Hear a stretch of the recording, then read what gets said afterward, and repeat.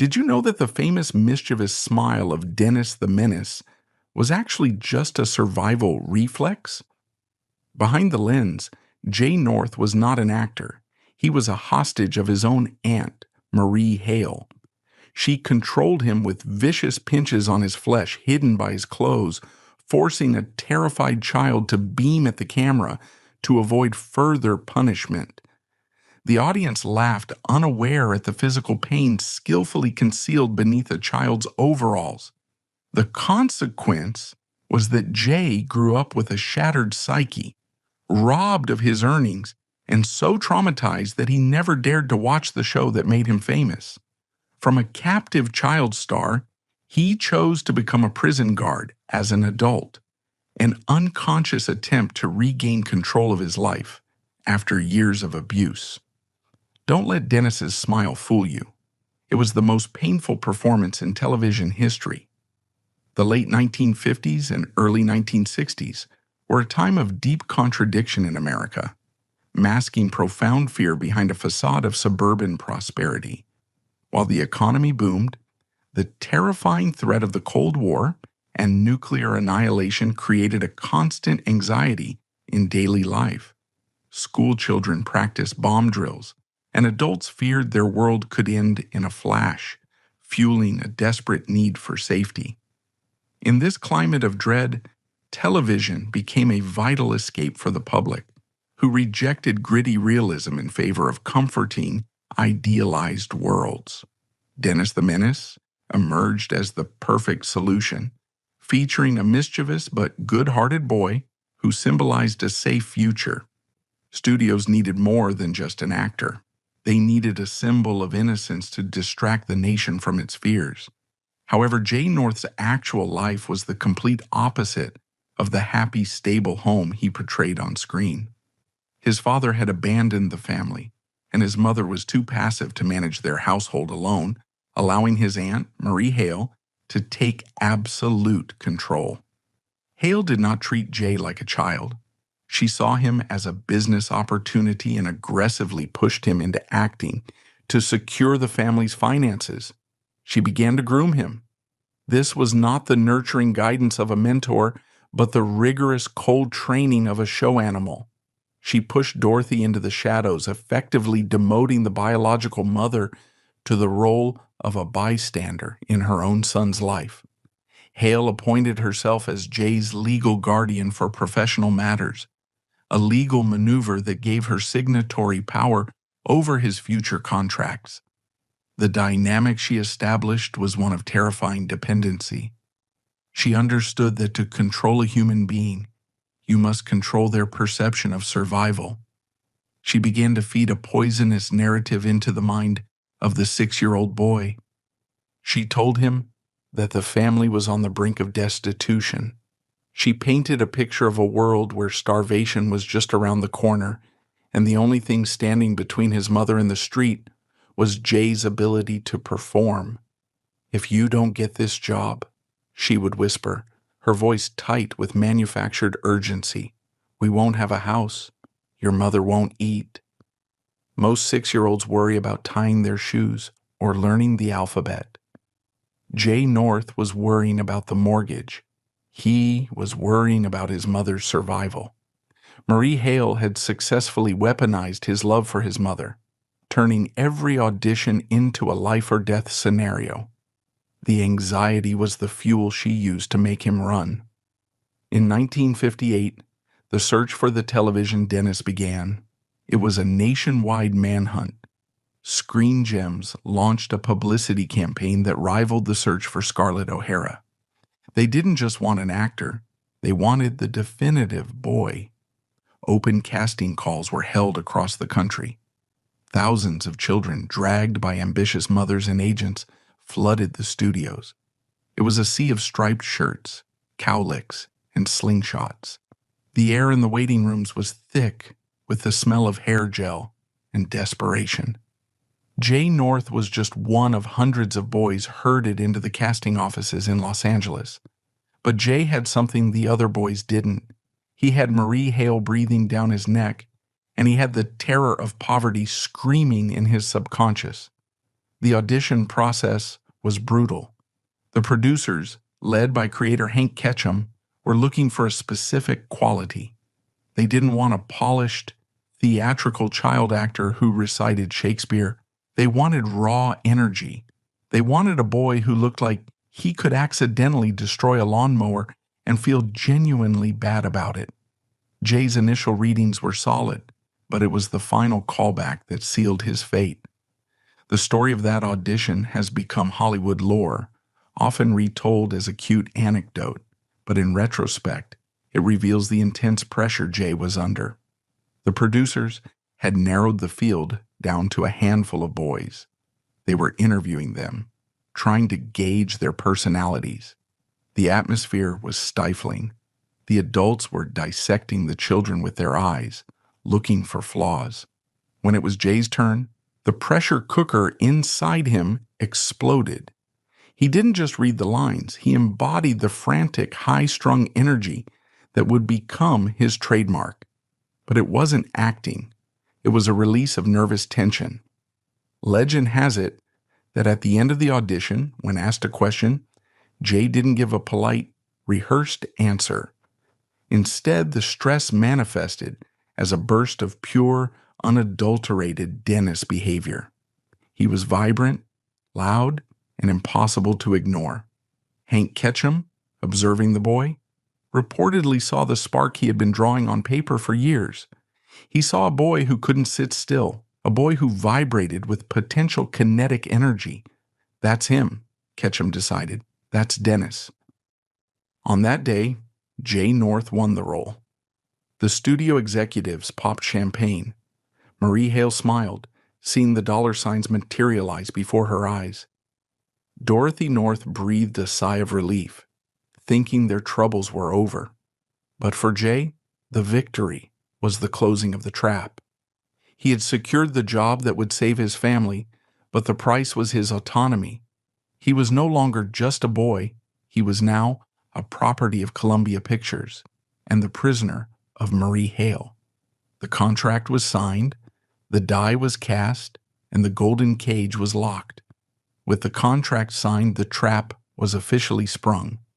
To the outside world, Jay had just won the lottery, securing a role that would make him a household name. But as the production dates approached, the reality of what ownership meant began to set in.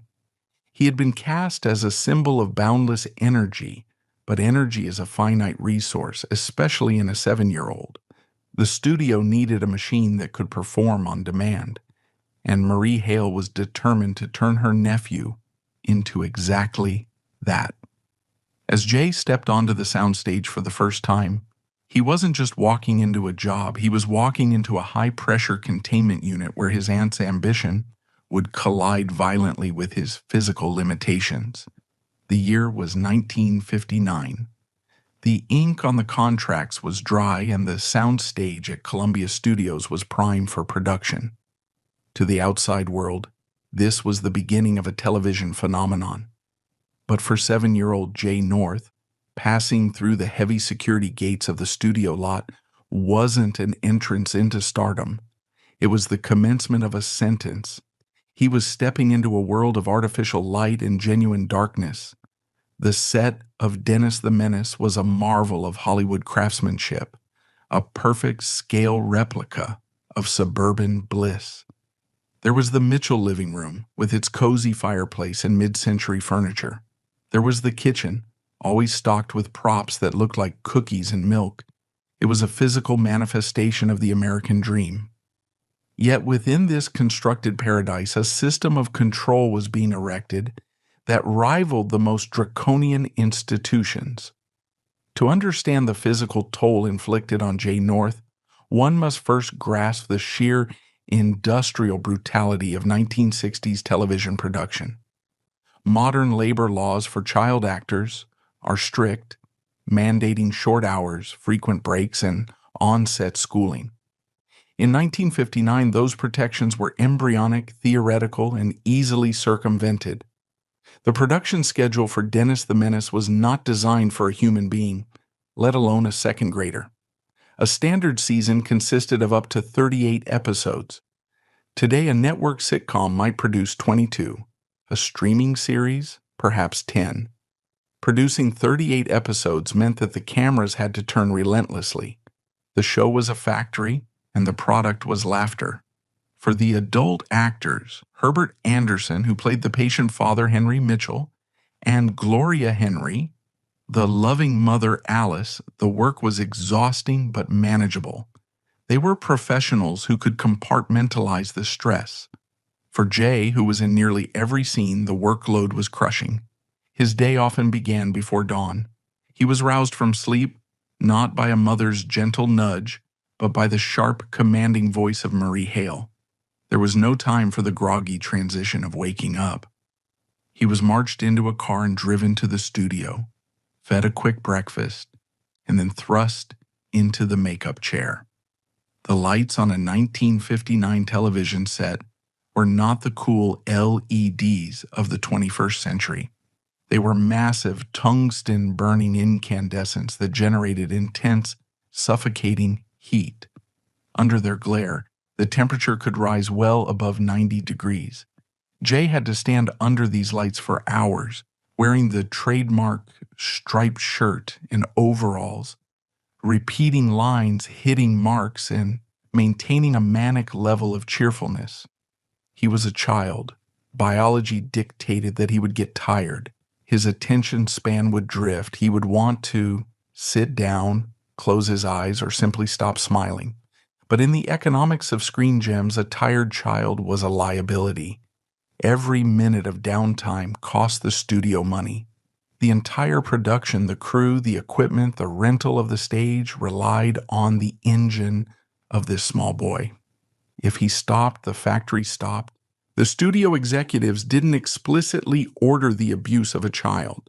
They simply set impossible quotas and looked at the handler, Marie Hale, to ensure they were met.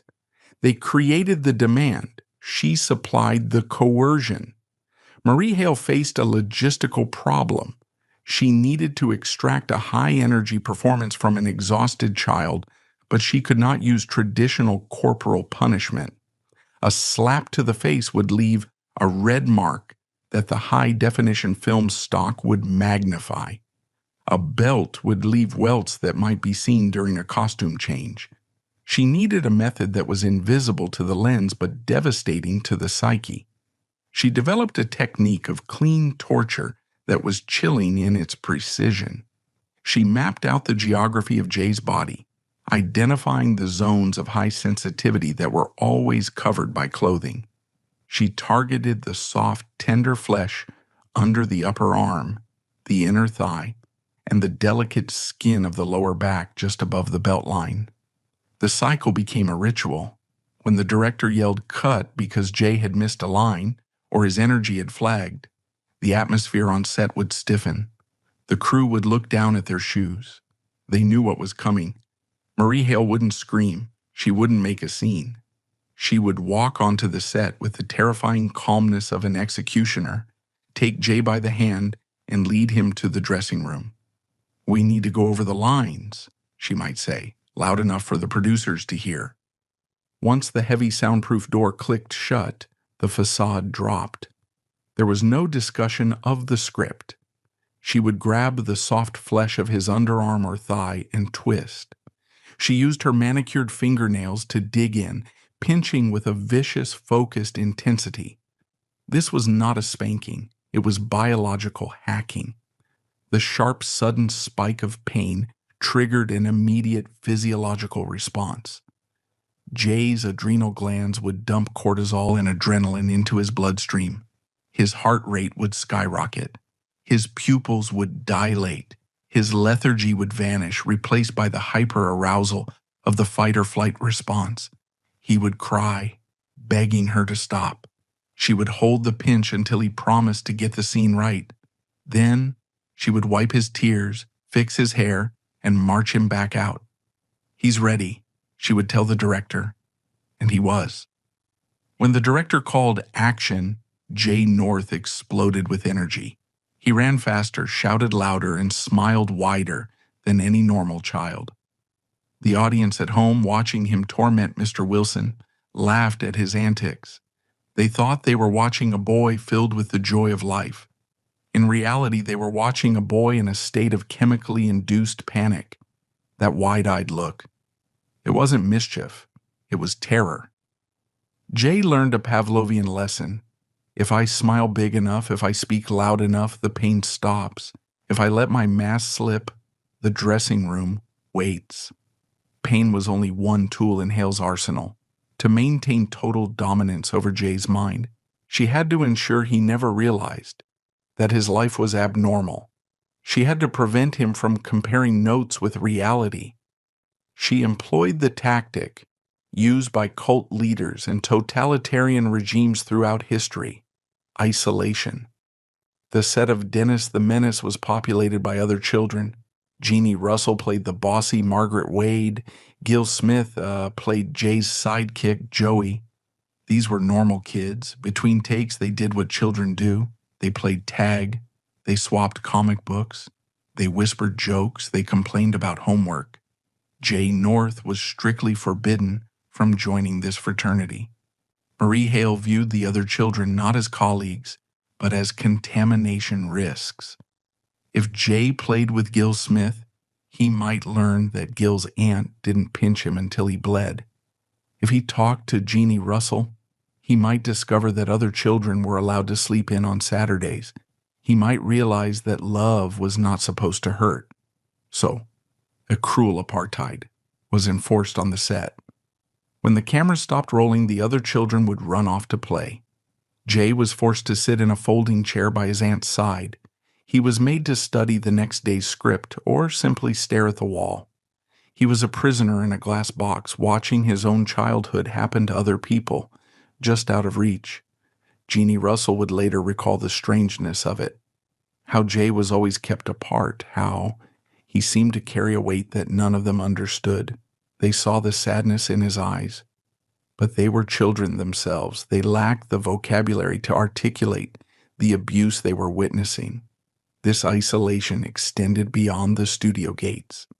The North family lived in a modest house in the suburbs. It was surrounded by other families with children. On summer evenings, the sounds of baseball games and bicycle bells would drift through Jay's bedroom window. He was never allowed outside to join them.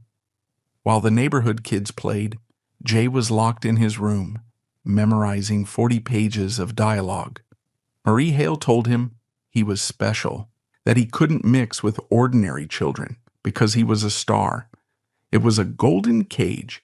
He was famous, he was wealthy, but he was the loneliest boy in America. It is easy to cast Marie Hale as the singular villain of this story. She was the hand that inflicted the pain. But a television show is a massive, complex organism involving dozens of adults. Directors, producers, cameramen, makeup artists, wardrobe mistresses, and studio executives. All of them orbited Jay North on a daily basis. They saw the bruises. The wardrobe department, dressing Jay in shorts and short-sleeve shirts, could not have missed the black and blue marks on his inner thighs and arms. They saw the flinch when an adult raised a hand too quickly. The sound engineers heard the muffled crying from the dressing room. The director saw the terror in his eyes before a take. Why did no one stop it? The answer lies in the concept of willful blindness. The set of Dennis the Menace was a microcosm of a capitalist hierarchy. The crew members were union workers, many supporting families of their own. They knew that time was money. A delayed scene cost thousands of dollars. If a cameraman had spoken up, if he had pulled a producer aside and said, "This woman is hurting the boy," he would not have been hailed as a hero. He likely would have been fired for causing trouble, for delaying the production, for rocking the boat. The studio executives at Screen Gems operated with a calculated indifference. They had legally designated Marie Hale as Jay's guardian. In the corporate structure, she was an independent contractor responsible for labor discipline. By outsourcing the discipline to the aunt, the studio could keep its hands clean. They didn't want to know how she got the performance. They only cared that the film was in the can by 5 p.m. The command from the producers was unspoken but understood. Fix him. When Jay slowed down, they looked at Hale. Their silence was permission. Their impatience was a mandate. By failing to intervene, every adult on that set became an accessory to the abuse. They traded the safety of a child for the security of their paychecks. The final layer of this tragedy was the public deception. Screen Gems didn't just hide the abuse, they actively monetized the lie. The PR department worked overtime to sell the myth of the happiest boy in America. Jay's weekends were not his own. The only 2 days he had off from filming were seized by the studio for promotional duties. He was flown to New York, Chicago, and Philadelphia. He was dressed in his costume, the striped shirt and the cowlick, and paraded through department stores and state fairs. He would sit for hours, signing autographs for other children, smiling until his face ached. Reporters would thrust microphones in his face and ask the standard questions. Do you love being Dennis? Is it fun being on TV? You must have the best life. With Marie Hale standing just out of frame, her eyes boring into him, Jay would recite the lines he'd been trained to say. Yes, sir. I'm the luckiest boy in the world. I love every minute of it. He was forced to publicly praise the very system that was enslaving him. He was forced to lie to the peers he desperately wanted to join. This was a profound psychological violation, forcing the victim to become the spokesperson for the abuser. It created a dissonance in his mind that would take decades to unravel. He wasn't just being hurt, he was being made to agree with it. By the time the show entered its 3rd season, Jay North was a veteran of trauma. He had learned to dissociate, to leave his body when the pinching started, and to turn on the Dennis persona like a light switch. But the cost was mounting. The money was piling up in accounts he couldn't touch, and the clock was ticking toward the end of the show and the beginning of a new, darker struggle. While the physical bruises on Jay's body faded between seasons, a different kind of damage was being inflicted in the background, one that would leave no visible marks, but would cripple his future just as effectively. The daily terror of the clean torture was merely the enforcement mechanism for a larger operation. Marie Hale wasn't just extracting a performance, she was extracting a fortune. As the cameras rolled and the laugh track played, a silent, systematic looting was taking place in the offices of banks and accountants, ensuring that the boy who was working himself to the bone was paying for his own exploitation. If the physical abuse on the set of Dennis the Menace was a crime of passion, a cruel method of enforcing discipline, the financial abuse was a cold, calculated crime of opportunity. It was a heist executed in slow motion, day by day, dollar by dollar, over the course of a decade. By 1961, Dennis the Menace was not just a television show. It was a merchandising empire. Jay North's face was everywhere. He was on lunchboxes, comic books, dolls, board games, and peanut butter commercials. In the entertainment economy of the early 1960s, Jay North was one of the highest-paid miners on the planet. His contract stipulated a salary that peaked at approximately $3,500 per week.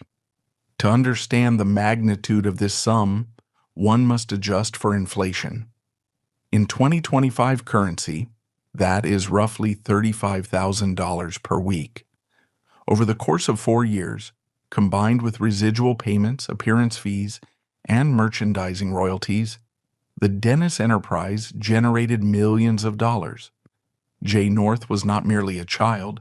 He was a walking corporation. He was a small boy generating the GDP of a small nation. And like any valuable resource, he attracted predators. In theory, Jay's fortune should have been safe. California had passed the Coogan Act in 1939, named after the child star Jackie Coogan, whose parents had squandered his millions. The law was designed to prevent exactly this kind of exploitation, mandating that a portion of a child actor's earnings be set aside in a trust fund, untouchable until adulthood. But in the early 1960s, the law was a toothless tiger.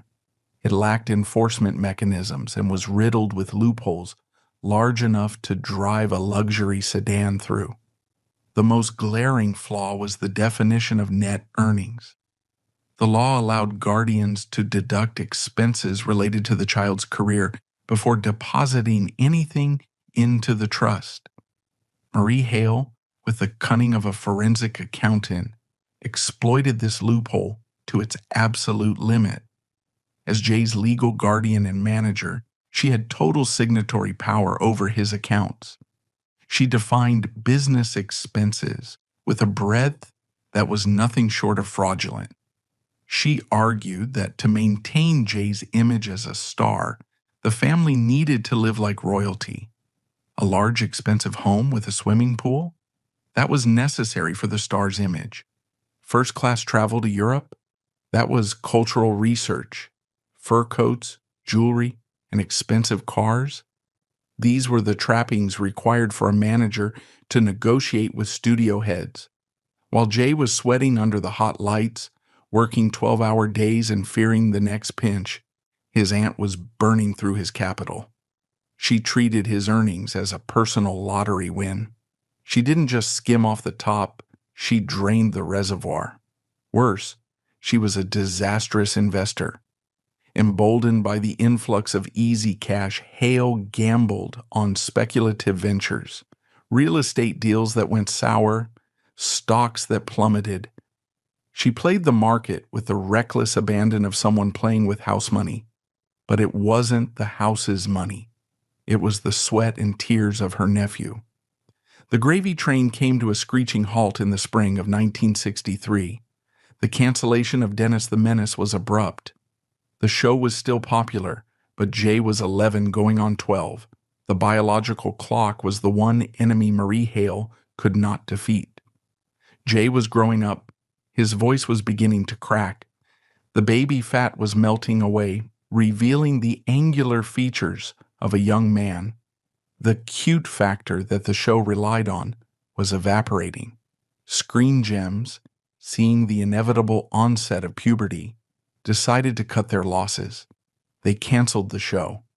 For Jay, the end of the show should have been a liberation. The pinching stopped. The early mornings ended. But the transition was not a release. It was a disposal. The entertainment industry is notoriously unsentimental. One day, Jay was the most important person on the Columbia lot, greeted by name by executives. The next day, the phone simply stopped ringing. The entourage vanished. The friends in the industry, who had fawned over him at parties, suddenly couldn't remember his number. He had been a product, and the product was now obsolete. He was a has-been at the age of 12. Thrust back into the real world, Jay found himself in a new kind of hell. He had been isolated from his peers for 5 years. He had no social skills, no understanding of how normal children interacted. He had been trained to be a 40-year-old professional in a child's body.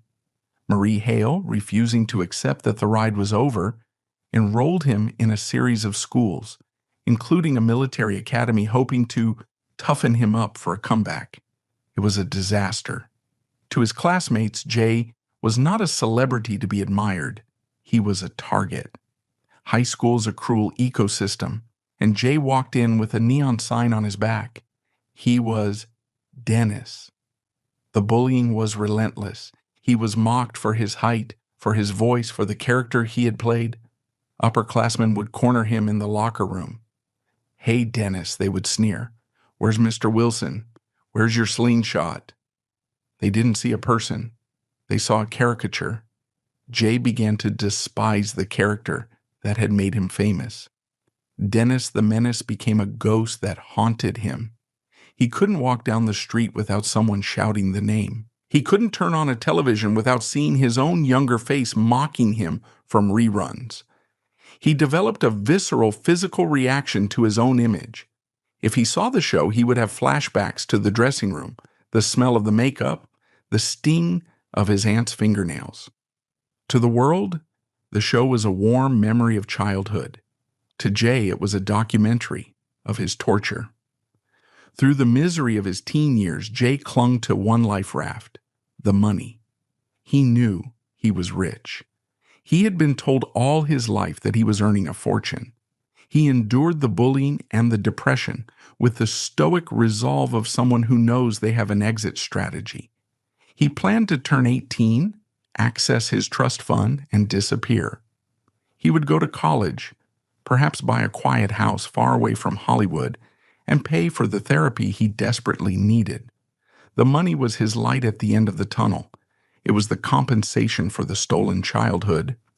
In 1969, Jay North turned 18. He was legally an adult.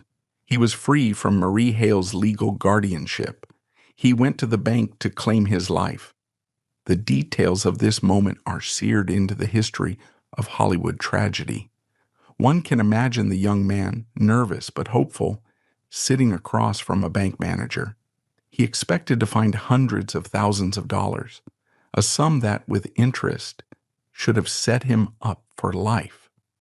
The manager opened the file. He looked at the numbers. He looked at Jay. There was nothing. The trust fund was a husk. The accounts had been drained. The investments had evaporated. Of the millions of dollars the show had generated, of the $3,500 weekly checks, there was almost nothing left. Marie Hale had spent it all. She had eaten his future. The realization hit Jay with the force of a physical blow. The betrayal was total. It wasn't just about the cash. It was about the invalidation of his suffering. He had endured the pinching, the exhaustion, the isolation, and the terror for nothing. He had been a slave who paid for his own chains. He was 18 years old, traumatized, uneducated, typecast, and now destitute. Marie Hale offered no apologies. In her mind, she had managed him. She had given him a career. She felt entitled to the spoils. The relationship fractured permanently. Jay was cast out into the world with nothing but the shirt on his back and a face that everyone recognized, but no one wanted to hire. The boy who had saved his family from starvation was now starving himself. The golden cage had been unlocked, but the bird inside was broken, and the feeder was empty. Jay North stood on the precipice of adulthood, looking down into an abyss. The industry was done with him. His family had looted him. The public only wanted the little boy he used to be. He had two choices: die, as so many child stars do, of drugs and despair, or find a way to kill Dennis before Dennis killed him. Penniless and traumatized, Jay stood at the crossroads of adulthood with a terrifying realization. The industry that had consumed his childhood had no use for the man he had become. The Dennis persona hung around his neck like an albatross, a constant reminder of the wealth he had generated and the abuse he had endured. To survive, he had to do more than just leave Hollywood. He had to obliterate the identity that Hollywood had created. This need for a radical reinvention would drive him away from the spotlight and into the shadows, leading him to a profession that offered the one thing he had never possessed: total control. By the mid-1970s, the golden boy of CBS was gone. In his place stood a young man unrecognizable to the millions who had once adored him. The transition from the spotlight to the shadows was not a gentle fade. It was a violent repudiation of his own identity. Jay North was at war with his own face. Every time he looked in the mirror, he saw Dennis. Every time he walked down a street in Los Angeles, he risked being accosted by strangers, demanding he perform a catchphrase. He was trapped in a feedback loop of nostalgia that he had no interest in participating in. To the world, he was a frozen moment of 1959. To himself, he was a survivor of a wreck, trying to crawl away from the crash site. The psychological trauma inflicted by Marie Hale manifested in a profound physical metamorphosis. Food became Jay's primary coping mechanism. During the filming years, food had been one of the few variables his aunt couldn't fully weaponize.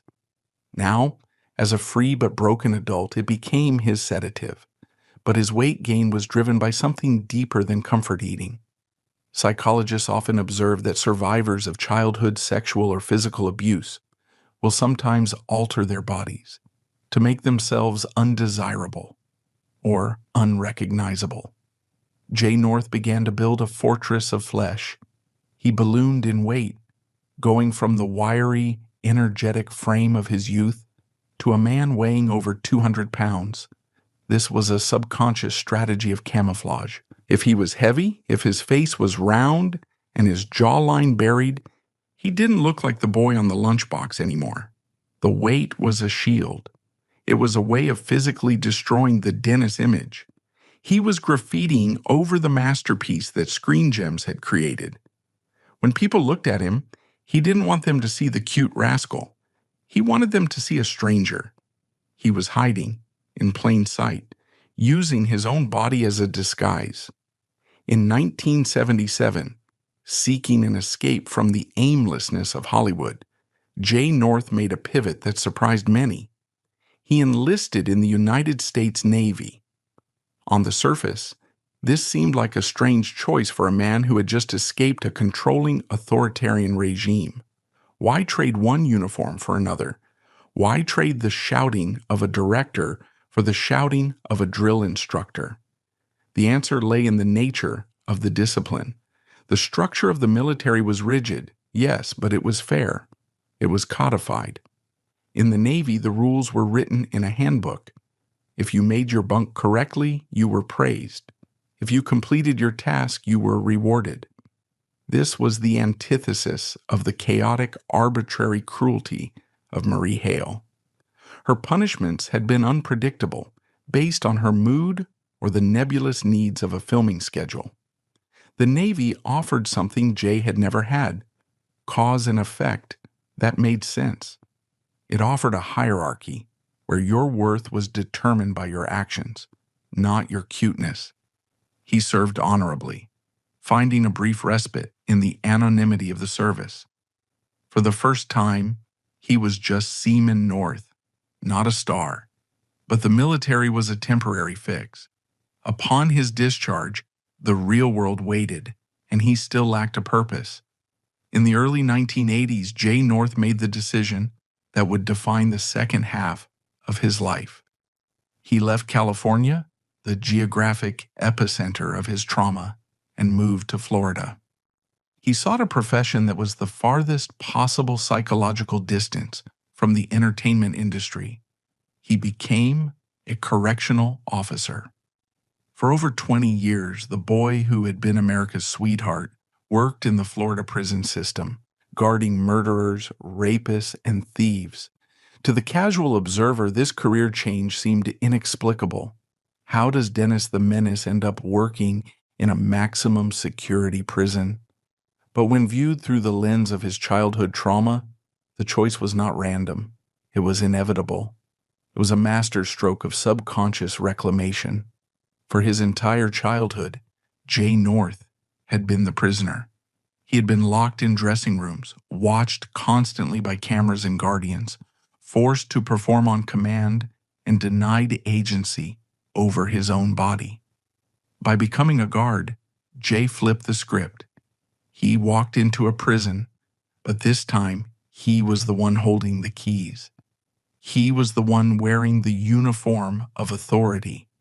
He was the one who decided when a door opened and when it closed. He moved from the powerless to the powerful. Furthermore, a prison is an environment of absolute rules. It is a binary world, locked or unlocked, safe or dangerous, compliant or non-compliant. For a man whose childhood was a blur of confusing signals and gaslighting, the stark reality of prison was comforting. There was no acting in prison. The danger was real, the walls were concrete, and the boundaries were absolute. In the rigid routine of the cell block, Jay found the safety he never found on the soundstage. He was respected by his fellow officers not for who he used to be, but for who he was, a reliable partner who had your back in a riot. He had finally found a cast and crew that wouldn't hurt him. Jay North might have remained in the shadows forever, content to let his past die had it not been for a gunshot in Louisiana. On January 18, 1990, Rusty Hamer pulled the trigger of a .357 Magnum. Hamer had been the child star of The Danny Thomas Show, a contemporary of Jay's. Like Jay, Hamer had been chewed up by the industry. When his show ended, he spiraled into depression, alcoholism, and violent rage. He died destitute, alone, and hopeless at the age of 42. The news of Hamer's suicide hit Jay North like a shock wave. He didn't just grieve for a colleague, he saw his own alternate ending. He realized that he was one bad day, one dark thought away from being Rusty Hamer. The tragedy shattered Jay's code of silence. He realized that hiding in Florida was no longer enough. By staying silent, he was protecting the system that had killed Rusty. He realized that there were hundreds of other former child stars suffering in silence, ashamed of their broken lives, thinking they were failures. He understood that he was one of the few who had survived. He had a job, a pension, and his sanity. He owed it to the dead to speak for the living. Jay reached out to Paul Peterson. Peterson, formerly of the Donna Reed Show, was organizing a support network called A Minor Consideration. The group's mission was simple but revolutionary: to provide financial and emotional support to former child stars who were struggling, and to fight for legislation to protect the next generation. Jay North picked up the phone. It was the hardest call of his life. It meant admitting he was hurt. It meant stepping back into the light he had spent 20 years avoiding. "I'm in," Jay told Peterson. With those two words, the prison guard took on his most dangerous assignment. He wasn't just guarding inmates anymore. He was going to war with Hollywood. He was going to name names. He was going to tell the world about the pinching, the stolen money, and the clean torture. The era of the happiest boy in America was officially over. The era of the whistleblower had begun. Emerging from the anonymity of the prison system required a courage far greater than facing down inmates. It required facing down the past. For decades, Jay had found safety in silence, believing that burying Dennis was the only way to heal. But the suicide of Rusty Hamer shattered that illusion, proving that silence was merely a waiting room for tragedy. Jay realized that his survival was not an accident, but a responsibility. He had to trade the uniform of a guard for the suit of an advocate, stepping back into the public eye not to entertain the industry, but to put it on trial. When Jay North decided to break his silence in the early 1990s, he didn't just step onto a soapbox, he stepped onto a battlefield. The Hollywood establishment is a fortress built on secrets. It relies on the show must go on mentality, which often translates to the abuse must be ignored. By speaking out, Jay was violating the industry's oldest omertà. He wasn't looking for sympathy. He wasn't looking for a comeback role. He was looking for evidence that his suffering had a purpose. He joined forces with Paul Peterson's advocacy group, A Minor Consideration, and transformed himself from a recluse into a crusader. The public unveiling of Jay's trauma was a calculated shock to the American system. For 3 decades, the audience had preserved Dennis the Menace in amber. To them, Jay was still the 7-year-old in the striped shirt. When he appeared on national television talk shows, The Today Show, Good Morning America, Sally Jessy Raphael, the cognitive dissonance was jarring. Here was a grown man, heavy-set, articulate, and visibly scarred, describing the mechanics of a concentration camp disguised as a sitcom. He described the dressing room. He demonstrated the pinching technique. He spoke candidly about the poverty that awaited him when the cameras turned off. "I was a prop," he told a stunned audience. "I was a piece of scenery that could talk." The reaction was mixed. Many fans were heartbroken, their nostalgia tainted by the reality of the abuse. But the industry insiders, the producers, the agents, the stage parents, were defensive. They accused Jay of being bitter, of being a failed actor, blaming his family for his own shortcomings. Jay didn't blink. He had faced down murderers in the Florida prison system. He was not afraid of talent agents. He knew that his story was not unique, merely the most visible. He became the point of the spear for a movement that was long overdue. The advocacy wasn't just about storytelling. It was about legislation. The Coogan Law of 1939 was broken. It allowed parents to raid trust funds for upkeep, a vague term that legally permitted theft. In 1999, Jay North and Paul Peterson took the fight to Sacramento. They lobbied for Senate Bill 1162. The goal was to close the loopholes that had allowed Marie Hale to bankrupt Jay. Jay's testimony before the California legislature was the turning point. He didn't use legal jargon. He stood before the committee as Exhibit A. "I worked for 5 years," he told the senators. "I generated millions of dollars. And when I turned 18, I had nothing. If this can happen to the star of a hit show on CBS, imagine what is happening to the kid in the commercial or the background actor." His presence in the room made the abstract concrete. The politicians weren't voting on a bill, they were voting on Jay North. The passage of the Child Actors. Bill of 2000, widely recognized as the Coogan Law revision, marked a landmark victory for the protection of young performers. This legislation mandates that 15% of a child's gross earnings be deposited directly into a blocked Coogan account, strictly prohibiting parents, agents, or guardians from accessing the funds until the child reaches the age of 18. Furthermore, the bill significantly empowered set teachers, granting them the authority to halt production immediately if they determine a child is suffering from fatigue or mistreatment. When the gavel came down, Jay North had achieved something Dennis Mitchell never could. He had fixed the neighborhood. He had ensured that the next generation of child stars, the kids on the Disney Channel and Nickelodeon, would have the financial safety net he was denied. While he was fighting for other children, Jay was also fighting a quiet battle to reclaim his own humanity. For years, he had associated family with exploitation. Blood relations were people who hurt you and took your money. That changed when he met Cindy Hackney. Cindy was not in show business. She was a normal woman living in Florida. When she looked at Jay, she didn't see a celebrity. She saw a kind, wounded man with a gentle soul. She had children from a previous marriage, and for the first time, Jay stepped into the role of a father figure, not a menacing uncle, but a supportive dad. He married Cindy in 1993. It was the first contract he signed that was based on love, not profit. His stepdaughters describe a man who was fiercely protective. He attended their school plays not as a critic, but as a cheerleader. He was adamant that they enjoy their childhoods. If they wanted to quit a hobby, they could quit. If they wanted to sleep in, they slept in.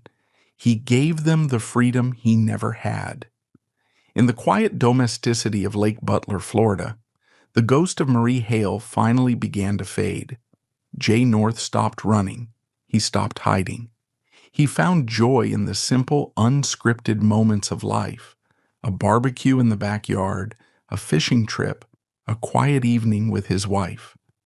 The final step in his healing process was making peace with the boy in the striped shirt.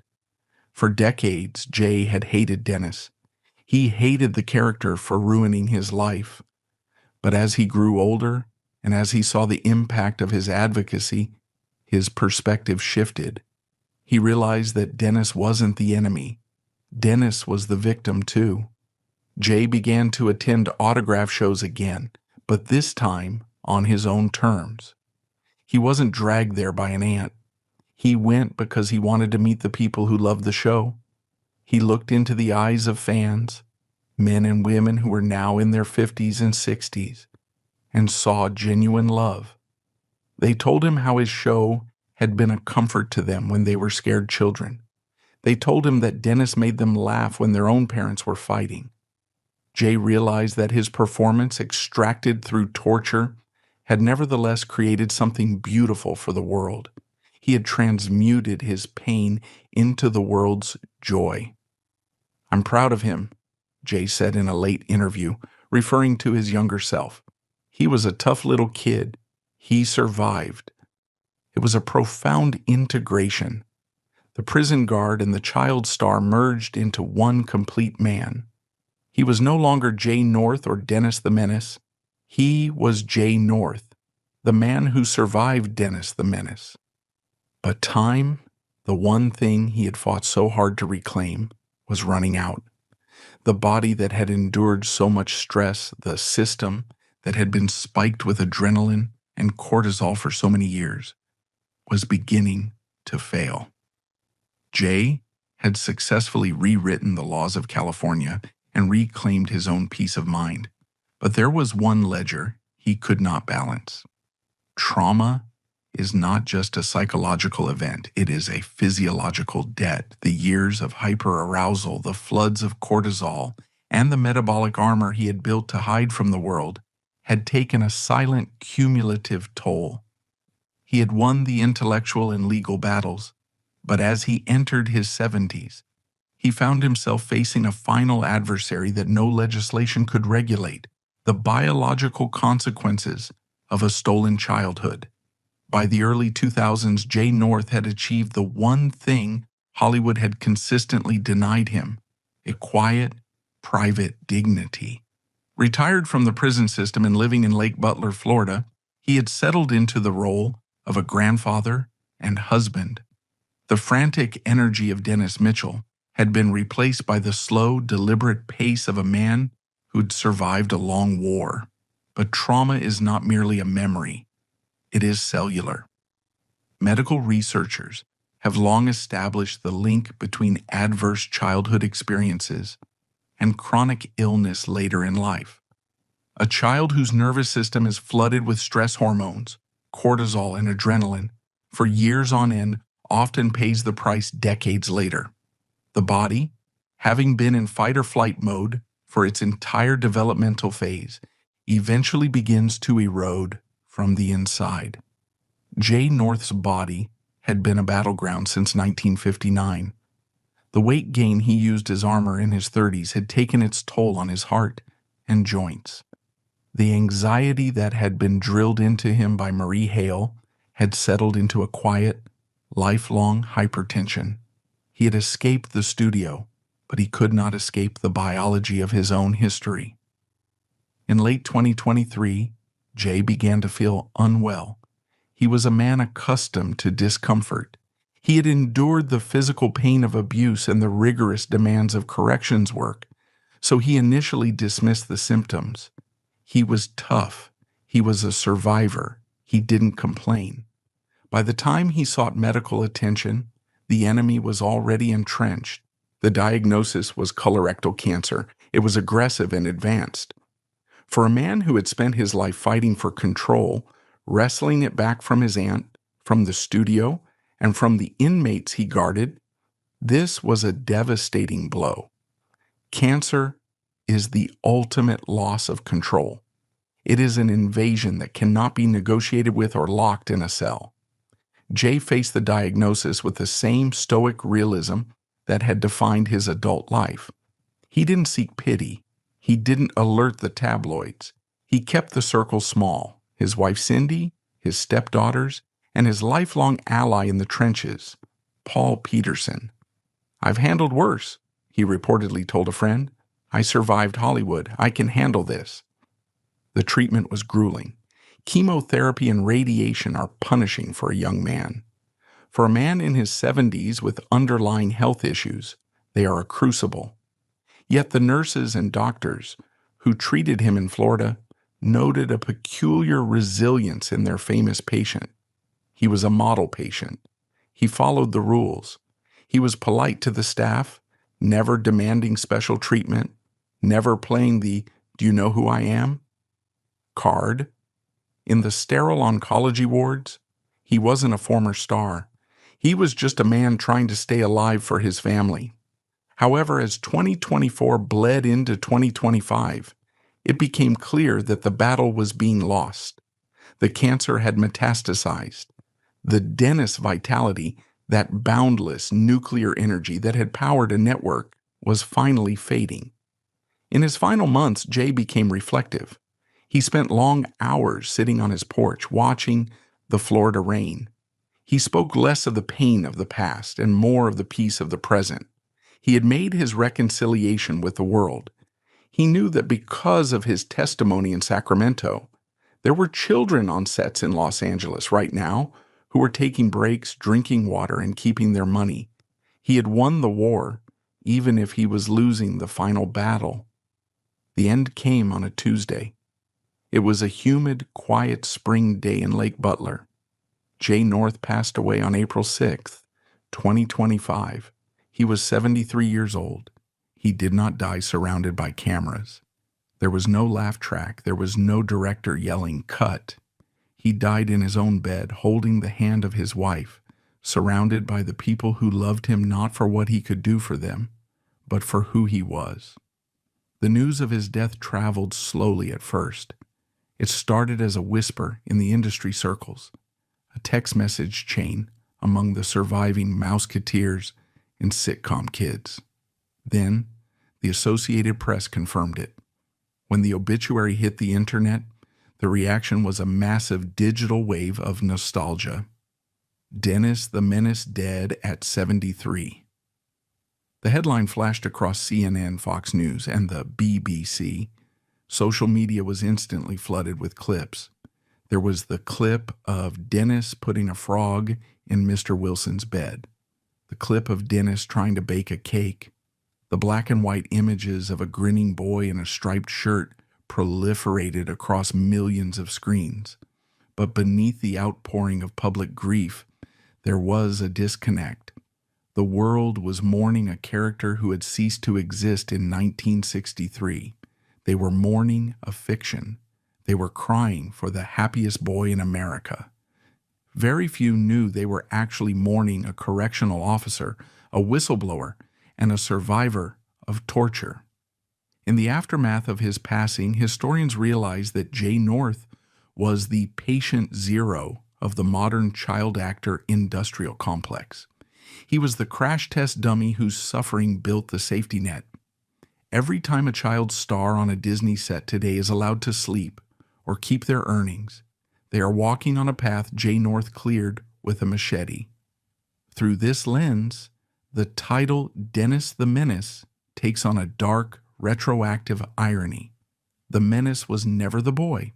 The menace was the greed of Marie Hale and the calculated indifference of a studio system. Jay's rebellion on screen was scripted. His true heroism was the rebellion he led in the hearing rooms of the California Senate. He was not the perpetrator of the chaos. He was the hostage who eventually burned down the prison to save the other inmates. On April 12, 2025, a distinct line was drawn.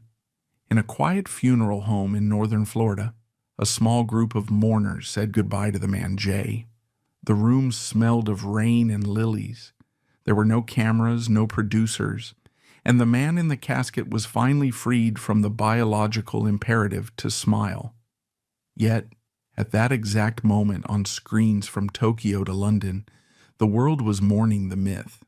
Networks ran marathons of the show, grieving a haircut and a slingshot, unaware that the human being who powered them had escaped the building. He is buried in a quiet cemetery in Florida, far away from the Hollywood Hills. There is no studio lighting there. The grass is real. The silence is genuine. The boy in the striped shirt is finally allowed to leave the room.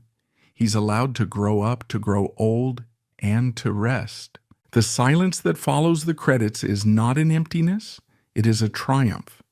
It is the sound of a man who finally owns